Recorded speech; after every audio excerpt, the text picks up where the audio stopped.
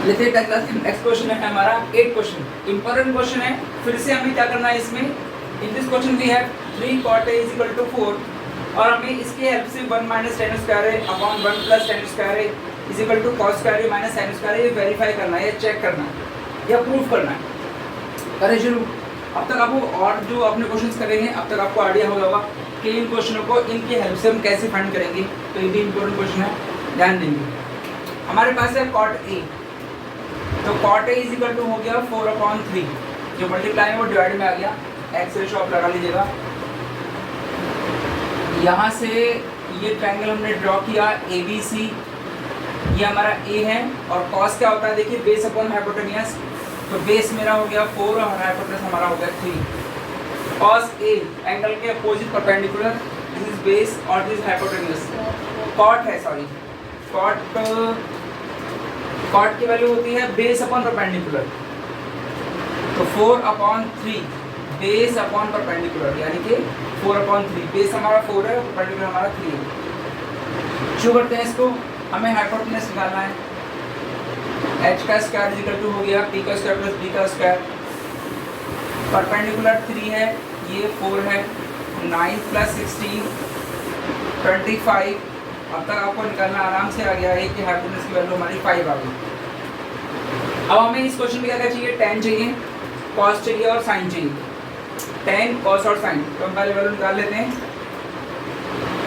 tan a देखिए मैंने बताया नहीं है, परपेंडिकुलर अपॉन बेस, तो परपेंडिकुलर मेरे पास हो गया 3 और बेस हो गया 4, और हमें चाहिए cos a की वैल्यू जो होती है बेस अपॉन हाइपोटेनियस, तो बेस हो गया 5, सॉरी बेस हो गया हमारे पास 4 और हाइपोटेनस हमारे पास है 5, और मुझे क्या चाहिए, साइन चाहिए।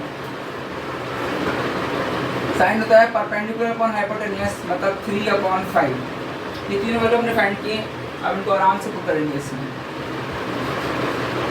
1 माइनस tan स्क्वायर है, मतलब 1 माइनस tan की वैल्यू है 3/4 और 1 प्लस tan स्क्वायर है 3/4, परपेंडिकुलर अपॉन बेस 10। अब खोलेंगे इसको हम, 9/16 और यहाँ से भी आ गया 9/16, 3 का स्क्वायर 9 और 4 का 16 हो गया। सिमिलरली स्क्वायर से कीजिए, जिसे मिक्स में सॉल्व करते हैं, 16 का 16 माइनस 9/16, सिमिलरली यहाँ से आ जाएगा, दोनों कैंसिल हो गए। 16 में से 9 के तो क्या बचेंगे 7 और यहाँ से बचेंगे 25, यानी लेफ्ट साइड में क्या है मेरे पास 7/25। राइट को सॉल्व करेंगे हम।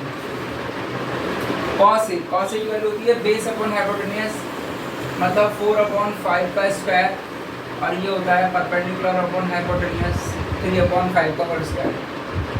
4 का स्क्वायर हो गया 16, 25, ये 9/25, दोनों का एल्शियम लीजिए, देन वी हैव 16 माइनस 9 और अगेन वी गेट 7/25। देखिए दोनों साइड बराबर आ गई, इसका मतलब ये वेरीफाई हो गया हमारे पास। करना वही है आपको। लेते हैं अपना नेक्स्ट क्वेश्चन, क्वेश्चन नंबर 9 है, एक्सरसाइज 8.1 चैप्टर 8 ट्रिग्नोमेट्री। शुरू करते हैं। इस क्वेश्चन में क्या हुआ है, ABC एक राइट ट्रायंगल है, B90 है, tan a की वैल्यू है 1/√3 और आपको इसकी हेल्प से दो पार्ट निकालने हैं इसके, sin a cos c plus cos a sin c, और सेकंड पार्ट में cos a cos c minus sin a sin c। NCERT exercise 8.1 question number 9। शुरू करते हैं। tan a is equal to है 1/√3, राइट ट्रायंगल ड्रॉ कीजिए। tan की value क्या होती है, परपेंडिकुलर अपॉन बेस, मतलब परपेंडिकुलर हमारा 1 हो गया और बेस हमारा √3 हो गया। पहले AC फाइंड कर लीजिए, AC square is equal to हो गया AB square plus BC square, hypotenuse का square is equal to perpendicular square plus base का स्क्वायर। AB की वैल्यू 1 है, BC √3, 1 प्लस 3 4 आ गया, रूट निकाला तो रूट आ गया 2 हमारे पास। अब हमें फर्स्ट पार्ट निकालना है, तो हमें साइन ए की वैल्यू चाहिए, cos c की वैल्यू, cos a की और sin c की। तो पहले वैल्यू फाइंड कर लेते हैं इनकी। sin a perpendicular upon hypotenuse, perpendicular मेरे पास हो गया 1 और हाइपोटेन्यूज हो गया 2। फिर चाहिए हमें cos c। अब देखिए इसमें एंगल बदल गया है, क्या आ गया है, c एंगल आ गया है cos c। अगर इस एंगल की हम बात करेंगे तो इसके अपोजिट में जो साइड है वो बन जाएगा परपेंडिकुलर और ये बन जाएगा बेस। हाइपोटेन्यूज चेंज नहीं होता है, तो cos की वैल्यू क्या है हमारे पास, बेस अपॉन हाइपोटेन्यूज। तो बेस मेरा बन गया है इसमें 1 और हाइपोटेन्यूज मेरा है 2, 1/2 c के लिए। अब बात करेंगे cos a की। अब a के लिए हमें कोई दिक्कत नहीं है, साइड वही रहेंगी, क्योंकि इस a की बात कर रहे हैं, एंगल के अपोजिट में बनता है हमेशा परपेंडिकुलर, तो ये परपेंडिकुलर ही है पहले से। तो बेस मेरा हो गया √3 और हाइपोटेन्यूज मेरा हो गया 2। अब एक वैल्यू और रह गई मेरे पास sin c। फिर से c एंगल की बात कर रहे हैं, एंगल c के लिए ये साइड जो बन जाएगी परपेंडिकुलर और ये बन जाएगा मेरे पास बेस।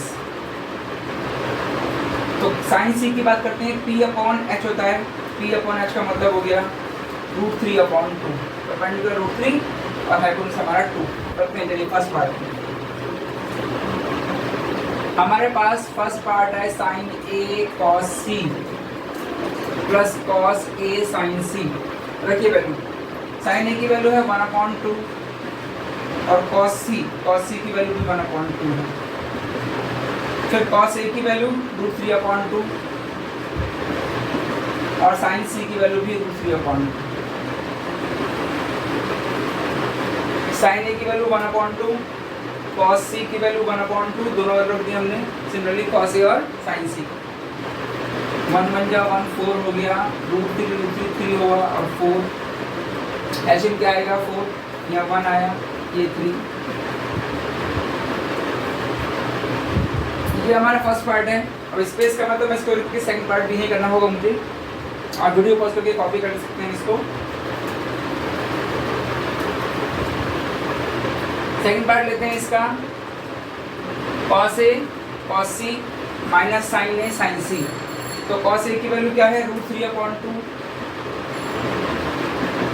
फिर cos c की वैल्यू है 1/2 माइनस sin a की वैल्यू है 1/2 और sin c की वैल्यू है √3/2। तो √3 की जब 1 से करेंगे मल्टीप्लाई तो √3 आएगा /4। सिमिलरली √3/4 दोनों कैंसिल रहेंगे और इसका आंसर आएगा हमारा 0। तो इस तरीके से इस क्वेश्चन करेंगे।